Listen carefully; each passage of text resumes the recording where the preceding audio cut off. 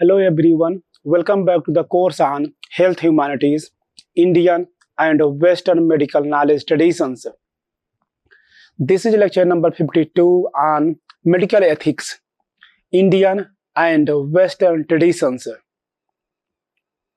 In this lecture, I'll talk about the medical traditions of ethics in the Indian and Western context. I'll provide a comparative perspective of these two traditions and how they have inculcated the idea of ethics in the medical care, in the medical system. I'll analyze ethical values in two different medical traditions, the Indian and the Western. In this regard, I'll be focusing on the oath of Hippocrates and also the Sapath or Pratigya of Charak, which is also called the oath of Charak. And then I'll examine how these ancient systems of ethics provides a modern framework and how these ancient ethical systems are, how these ancient ethical beliefs and values are also relevant in the contemporary times. So when we discuss about medical ethics, and then the first thing which comes to our mind that medical ethics is something which governs our conduct in the healthcare. It governs the conduct of the doctors, the medical staffs, the paramedical staffs, the patients, and how they treat, how they behave with each other, and what values, what notions, and how they should be treated, what kind of information they need to share, and how it can be shared, what should remain confidential, and what cannot be talked about, what is the role of doctors when they get in a conversation with a patient, and how much information they need to have, how much information and what information which they do not need to have. So medical ethics is a very broad concern. It is difficult to cover in one lecture. And the idea of medical ethics is so prominent that we find in all traditions, whether it's like Indian, Western, Chinese, or any other tradition, Japanese, they have their own systems of medical ethics and they try to follow it. So through this lecture, I'll try to offer some insights over Indian and Western perspective of medical ethics and also reveal their contemporary relevance in the clinical context. I'll also talk about some of the thinkers and their principles, particularly Charak and Hippocrates, and how they have proposed or how they have thought over the idea of medical ethics. So the question, like, what is medical ethics? And one can say that it is moral principles guiding medical professionals. So medical ethics is something which guides, which governs the conduct of medical professionals. It has four major components, which Beauchamp and Childress has defined in their book Principles of Biomedical Ethics. And these four principles are autonomy, number one, number two, beneficence, number three, no maleficence, and number four, justice. That medical ethics must combine autonomy, which means to tell the truth to the patient, to tell them that what kind of problem they are having and what kind of treatment they need. And if the concerns of patients can cause some kind of stigma, it can cause some kind of social isolation, social victimization and stigmatization, then they must maintain and must respect the privacy of the patients. For example, when a person is having some kind of mental illness and if it is revealed, person may not take seriously the condition of any ideas or thoughts of that person. And or if a person is having some other kind of concerns, people will begin to stigmatize that person, that patient. Hence, privacy is very necessary. What the patient tells, the problems, it shouldn't be shared with other members in the public. They must also protect the confidential information. They must protect the privacy of the person. No one should tell that this person has come for this kind of help, this kind of medical treatment. They should not disclose any confidential information. Further, they must have consent with patients. The kind of medicine, the kind of treatment they are going to be given. Whether patients have agreed, whether patients have given their consent. And consent is very necessary because a patient may have different approach. He may not think about going for certain kind of treatments. So does the patient agree? The idea of consent can be debatable because in the cases of mental illness, when a person is not in his sensible minds and cannot say anything, then who can give the consent? Can be parents, family member, or somebody else. So this can be debatable, but still, wherever possible, consent is very necessary, and one must not violate the privacy, confidential information, and consent of the person. Further, if somebody asks help, suppose a doctor needs help from another doctor, suppose a patient needs help from a doctor, then they must help them to make their decisions. Beneficence means what Hippocrates says, do no harm. This was one of the earliest versions of his oath, where he says, do no harm. Do no harm to anybody, to any patient, and promote good. Promote goodness.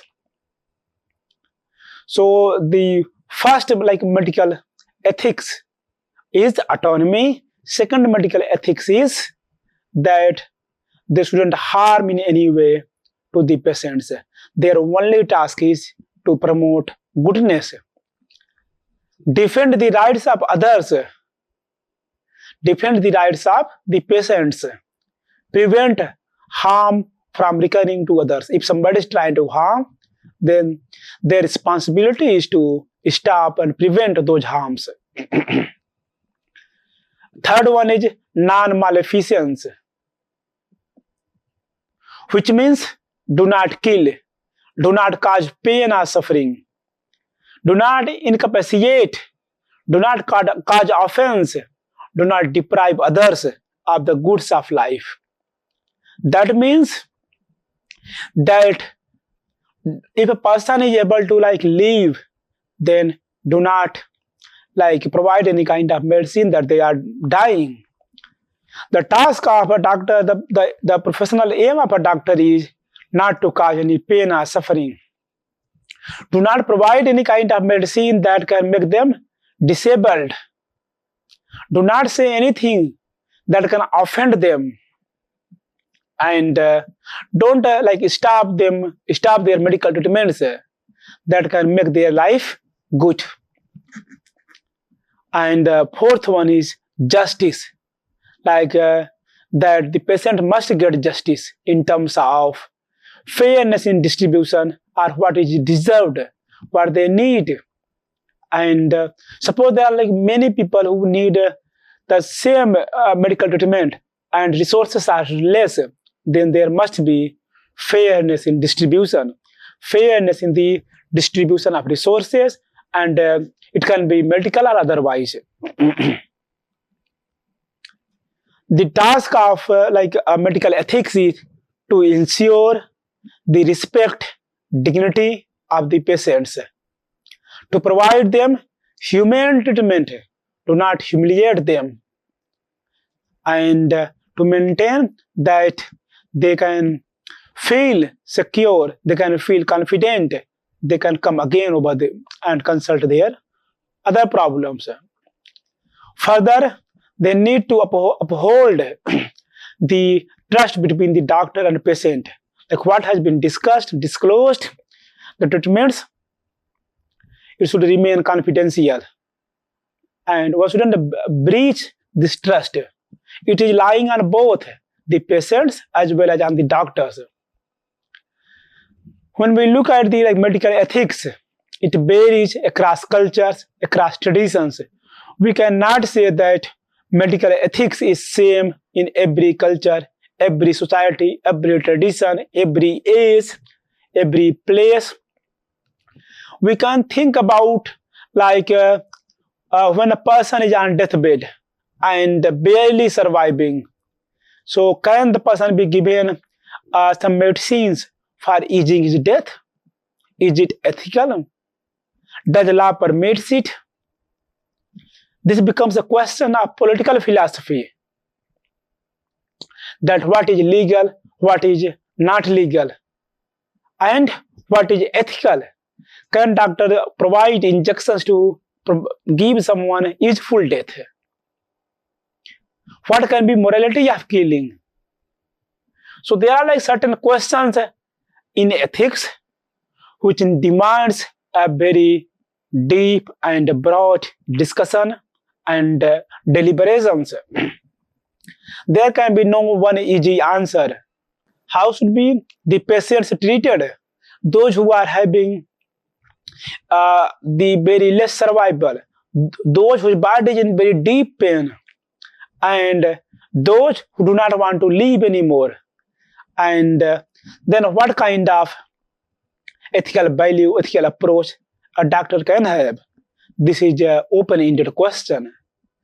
This depends upon the patient, his family member, the doctors, the law, the religious practices, and many more things that will determine what can be done. And so multiple disciplines, multiple thoughts and ideas will come together, and then they can discuss. And there cannot be any one answer to such kind of questions. When we think about medical ethics in the Indian context, its roots, and we find that the roots of Indian medical ethics goes in the Vedic and Ayurvedic traditions. In the Indian context, healing has been seen as a sacred duty. It has been seen as seva, like seva paramo dharma, which means the righteousness action is to serve the other people. And the Indian medical ethics has embodied that one should have moral conduct and dharmic conduct, which means righteous conduct. They should have righteous conduct to the patient, towards the patients. They should have moral conduct towards the patients. We can find such descriptions in Charak, Sushruta, and many others. They blend spirituality with science. So ethics is seen in relation with spirituality, in relation with science, in relation with religions, and many other things. When we look at the concept of Indian ethics, the focus is on holistic well-being. Indian medical ethics particularly Ayurveda, emphasizes a holistic approach to health, considering the interconnectedness of body, mind, and spirit. So, like how a patient can be treated. This is also an ethical question. Can one just treat the body and should mind remain disturbed? So when we look at like Indian medical ethics, it has a holistic approach, saying that body, mind, and spirit are interconnected. Indian medical ethics is embedded in dharma and karma.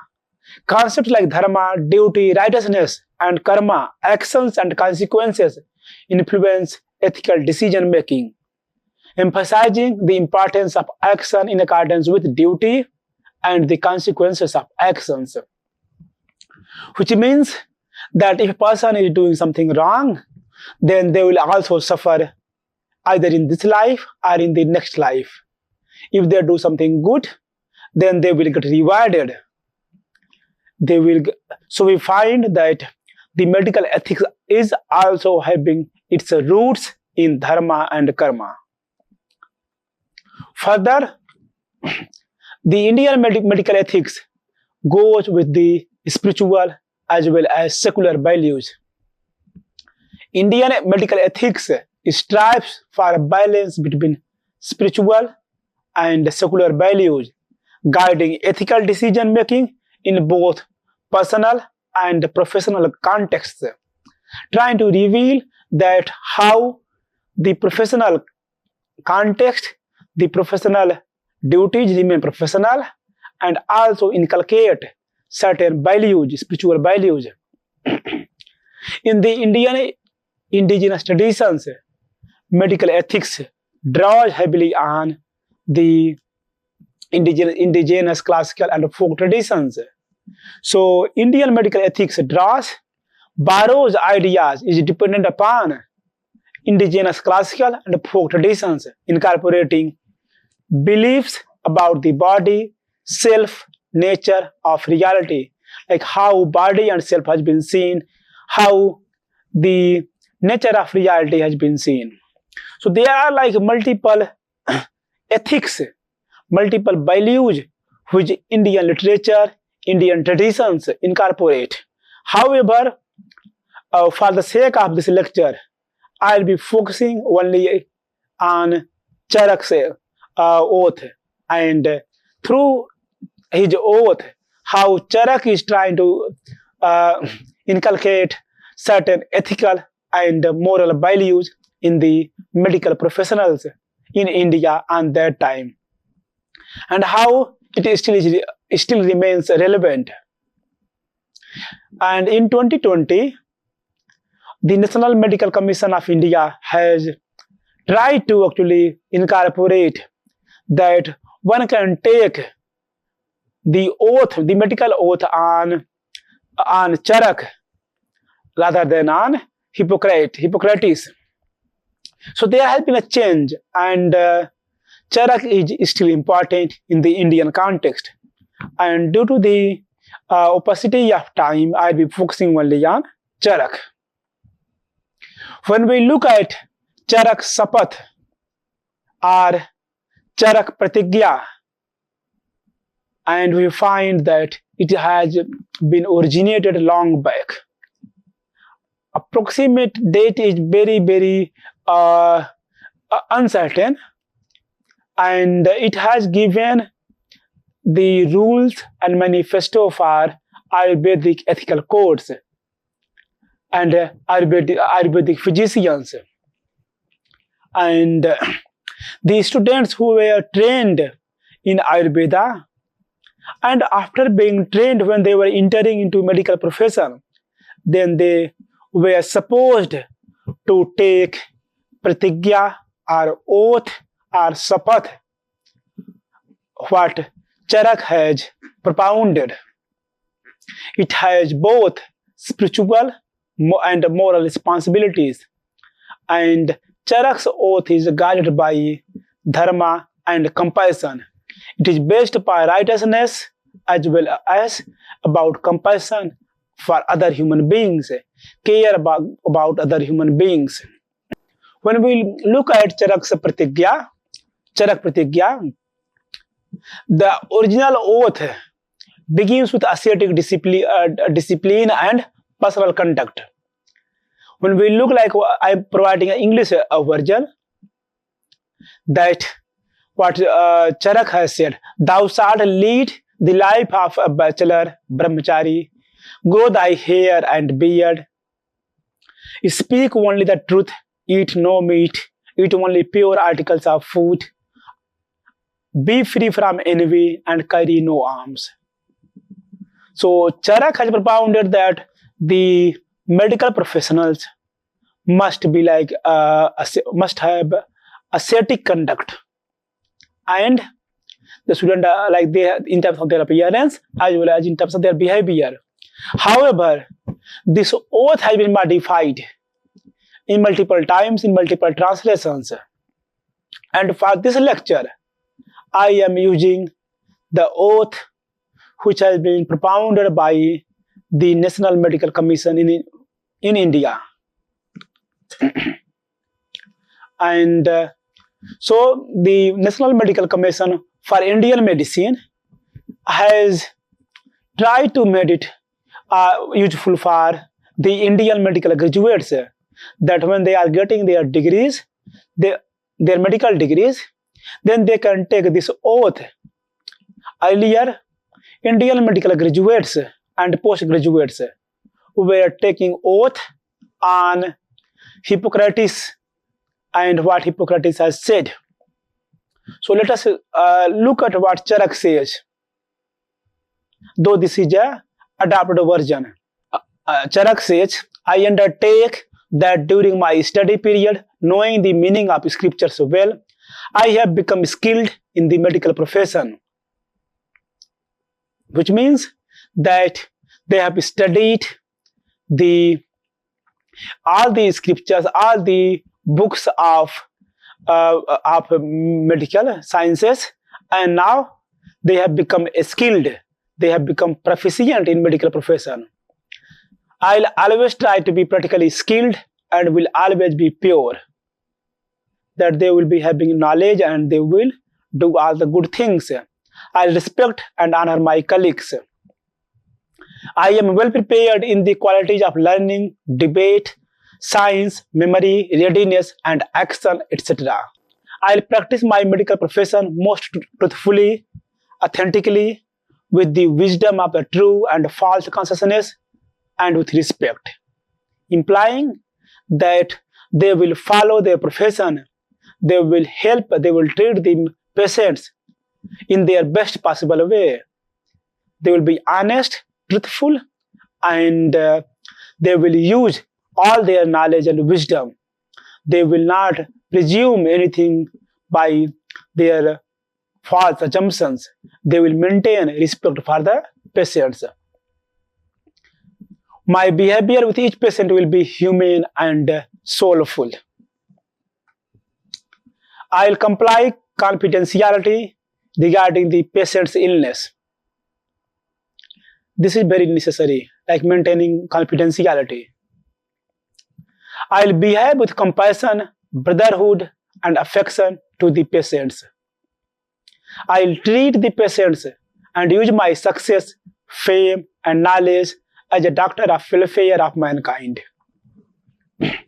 So this is like what the National Commission for Indian System of Medicine has proposed in 2020, and that this will be the pratigya, the oath, which medical graduates will be taking. What we find over here, that this oath has a lot of emphasis on the rights of patients, on the confidentiality of the information which they have about patient. It reveals that they must have a dignity and respect for patient, compassion for patient, brotherhood for patients. It also reveals that doctors will use their success, fame, knowledge for the welfare of mankind, for the benefit of humankind. Their task is not like accumulating wealth for themselves. Rather, it is for the sake of mankind. It gives a very deep idea about how Indian medical system is embedded in the service of society, how Indian medical system is embedded for the sake of the upliftment of human being, for the sake of common human beings, for the sake of every person who is in need of medical care. When we look at the key themes in Charak Sapath, Charak Pratigya, we find that it provides selfless service and commitments to the patient's welfare. It provides that the doctors can serve the patients selflessly without any kind of personal expectations, without any kind of the expectations of personal gains, advantage, and benefits. It reveals that the medical professionals have commitment to the patients. It also asserts about professional confidentiality that the doctor needs, that the medical professionals, the doctors need to maintain. It also asserts about personal discipline and control of desires, that whatever they have, they are having it for the sake of the benefit of mankind. And they do not have any other personal aims and gains and desires. They further talk about that they have respect towards teachers and their knowledge. They have compassion and care over the prophet. They have compassion, care, and human treatment over the patients. And above all, they have lifelong commitment to healing. They will use their knowledge to help to heal the human beings. And in this way, we find that Charak talks about compassion, purity, non-greed, and many more things. Talks about humanity, benefit, advantage to the humankind, and how they can maintain. I will not talk about Sushruta in detail, but Sushruta has also talked about ethical surgery, care for all.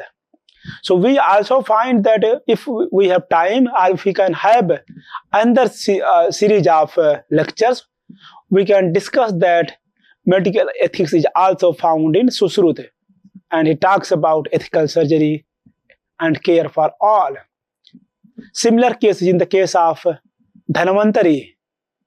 He talks about divine healer model, that the medical professionals, medical healers, they do not discriminate between one patient and another patient. For them, everyone is same, irrespective of gender, irrespective of class, irrespective of rich and poor. Because the medical professionals are divine healer. So everyone is same in front of them. Thus we find that Indian medical ethics is embodied and embedded in and tied to dharma and karma. The ethics and dharma in Indian medicine has a very broad roots. It's a very broad conception. It is one of the central concepts in the Indian medical system, that one must be righteous in one's conduct while treating the patients. Because treatment of a person is not only about treating a particular illness, particular disease. Rather, it has been seen that one is trying to maintain a cosmic balance, a balance with all human beings, nature, and this universe. So treating is not very something ordinary act.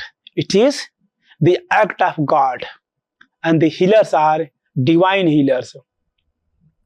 It reveals that the kind of responsibility the medical professionals are going to have, and they consider that the patients are the sacred responsibilities of the medical professionals, where they cannot do anything wrong.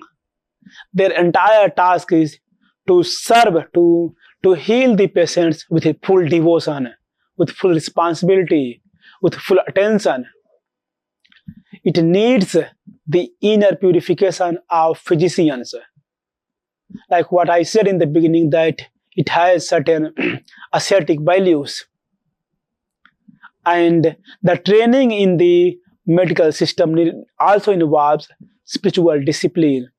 Spiritual discipline means that one has to follow everything as a law of God and not do something wrong in the case of one's treatment or when one is treating a patient.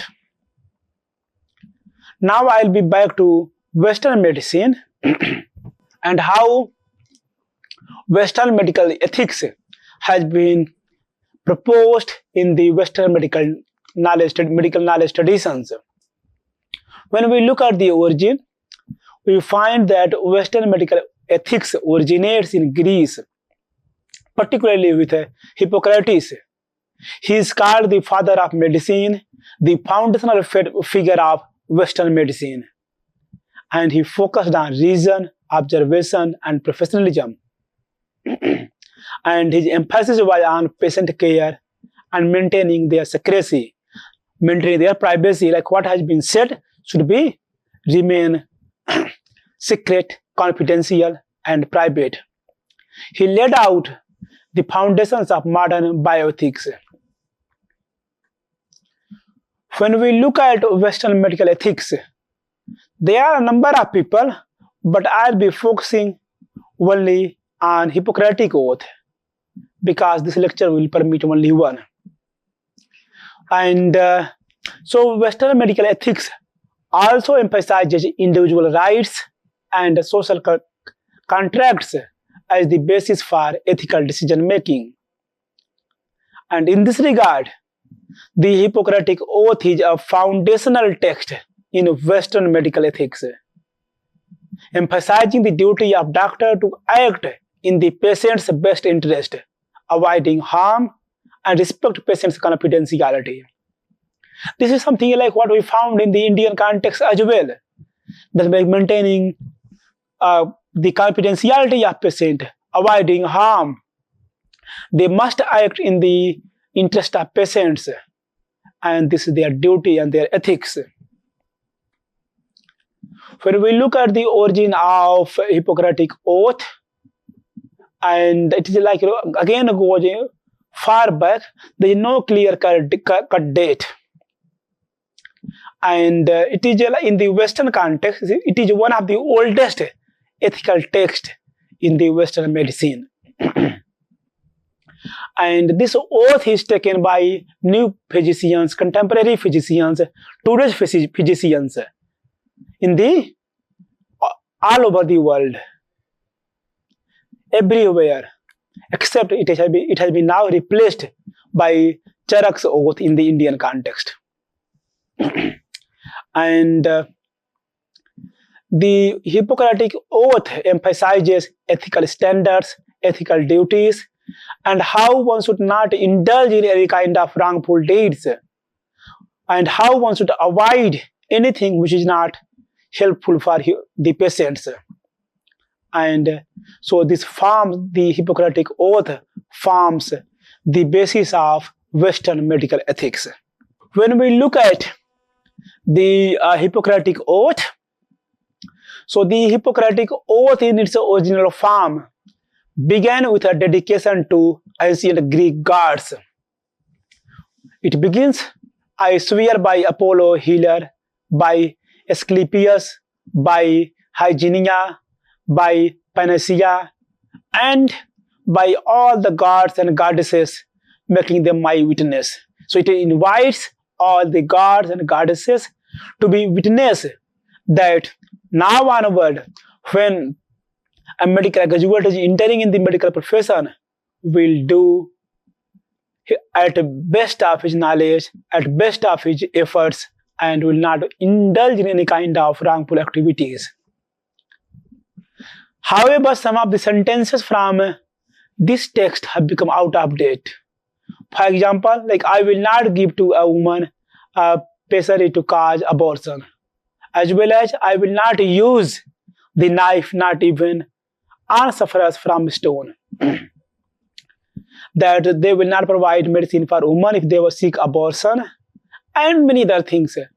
We also find in the Indian context that there are certain mentions in Charak's case, where Charak says that do not eat meat given by a woman patient if her family members are not available.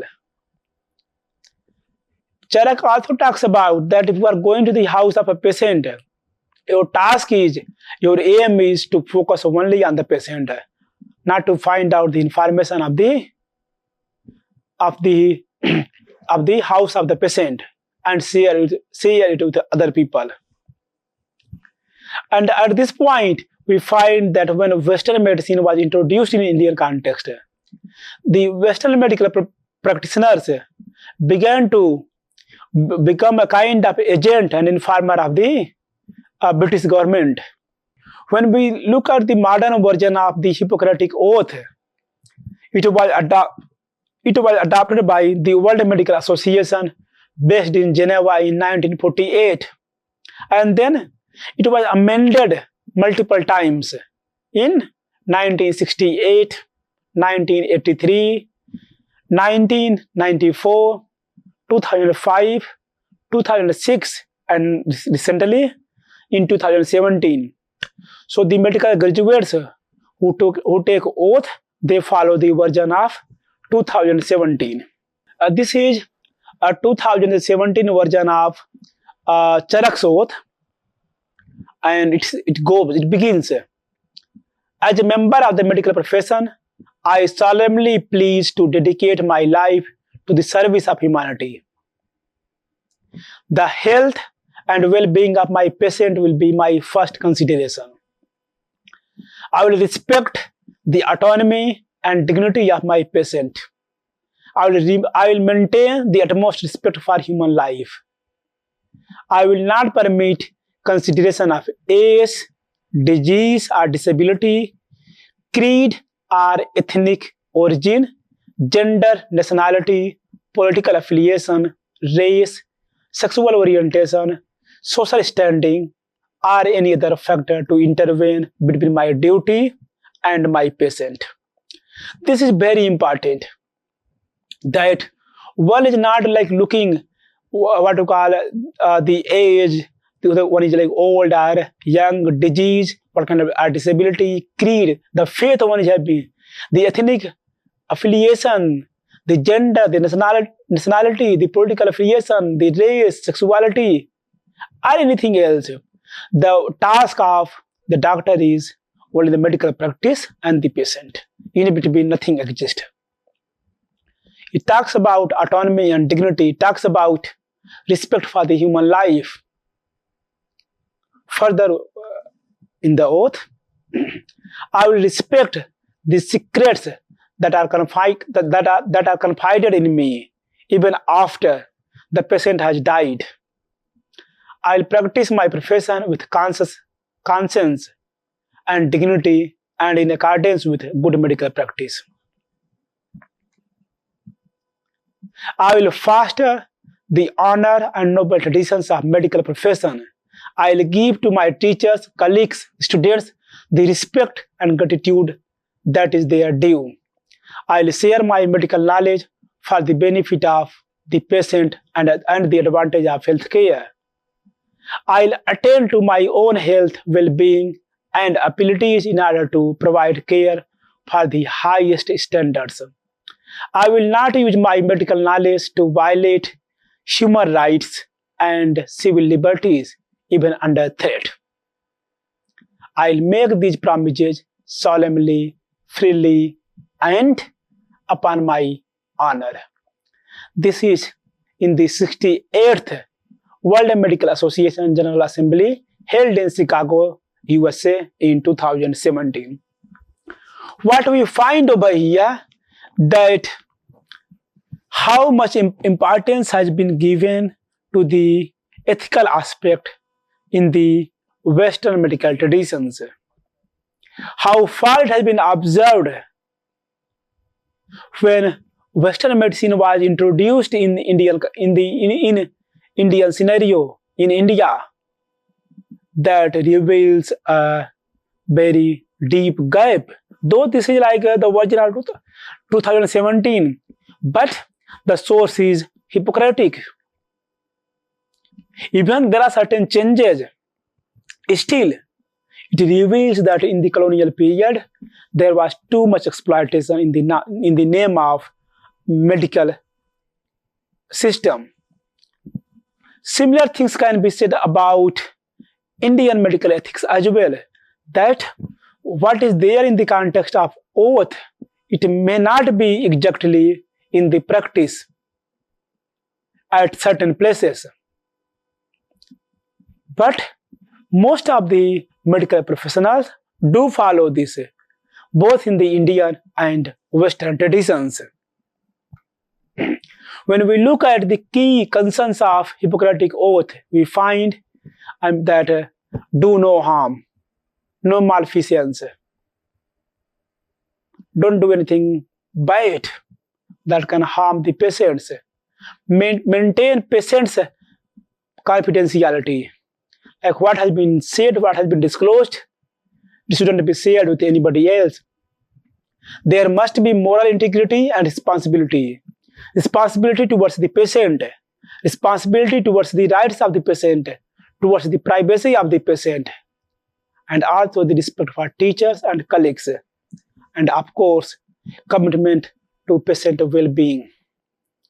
We find a very deep tradition of ethics in the Western context as well. When we look at ethics and Western medical practice, and apart from like Hippocrates, like who has been given foundational ethics, we also find some examples in the case of Thomas Percival, who talked about medical ethics text, but I will not go in it. Immanuel Kant, though he was not not doctor, but he did talk about the duty and deontology of medical ethics. John Stuart Mill talked about utilitarian ethics, and some parts can also be used in the medical context. Paul Ramsay's Christian medical ethics are also there, which can be discussed. And we find in the Western context that science and morality are part of Western medicine, Western medical ethics. The rise of scientific rationalism began in 19th century and continued till now. We further find that the Western medical ethics now is influenced by the secular thoughts.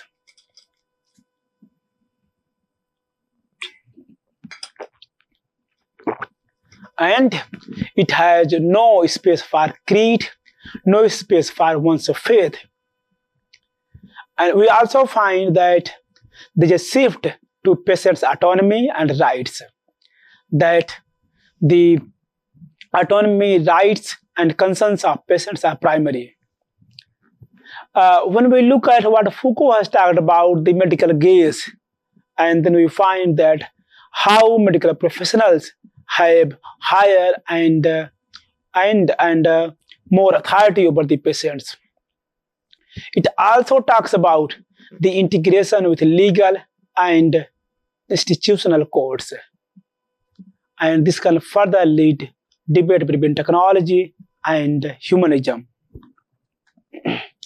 When we compare the oaths of Indian and Western medical traditions, particularly Charak and Hippocrates, we find that Charak, some medical his oath, which is based in Indian context, is spiritual and dharma based.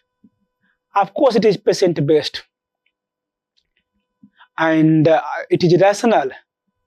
Hippocratic oath, which is Greek in origin, is rational and patient focused. So in both cases, we find that they are almost similar. Both of them emphasize ethical responsibilities. They have similar values in terms of humility, discipline, and care. There are certain cultural worldviews that how they want to see. There are certain other cultural values which they want to see, that some of them are grounded in the ascetic views, which was modified later. And also in the case of Hippocrates, it was grounded in the case of remembering gods. When we look at the modern reflections of these ancient oaths, we find that they are still referred in the Indian medical graduations. They are being taught and people take oath on it when they receive their degrees. They have been now adapted and modified in different forms, in different versions to suit their contemporary needs.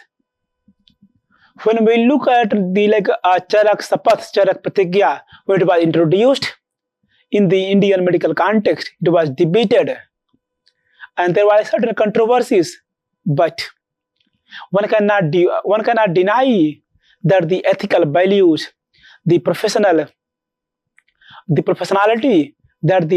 that Charak Sapath is emphasizing. One cannot deny the kind of patient care, the kind of value it inculcates. So putting these debates, whether they are political in nature or not, Charak Sapath, Charak Pratigya is very much relevant, and it can be part of and is part of Indian medical knowledge traditions. And when we look at these oaths, they encourage ethical introspection in the doctors, in the medical professionals, and they can be adapted to suit present-day dilemmas. They can adapted to suit the present-day requirement, and hence we find that in the Western context, Hippocratic oath has been amended multiple times. I hope Indian medical oath, which is Charak Pratigya, can be modified depending upon the needs of society, the needs of the medical system. There can be one way to deal with this, that can be integrative ethical models, and where both the East and the West insights of medical ethics can be combined. So far it was one-way discourse that the Hippocrates oath was imposed upon the rest of the world. One should think about having integrative medical models, and then this can help the humanity better way. One can think about global bioethics, which can be specific to culture, specific to the community, specific to the person, and can promote culturally sensitive care. One may think about holistic ethics, which I said in the case of Indian medical ethics, which focuses upon science, spirit, and society. Of course, there will be training of medical professionals in empathy and pluralism that can promote humility, compassion, and competence.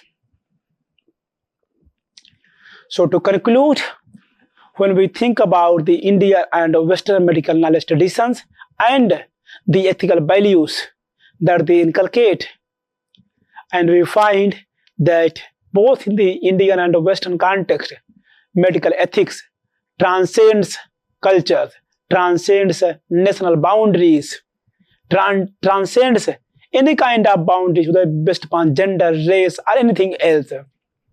Both Charak and Hippocrates have emphasized selfless service. They have emphasized and valued moral duty, discipline, and care. And modern practice is based upon the medical ethics which they have proposed and propounded. And modern practitioners have much to learn from it. And both Hippocrates and Charak talk about and promote humane and ethical medical care. Thank you.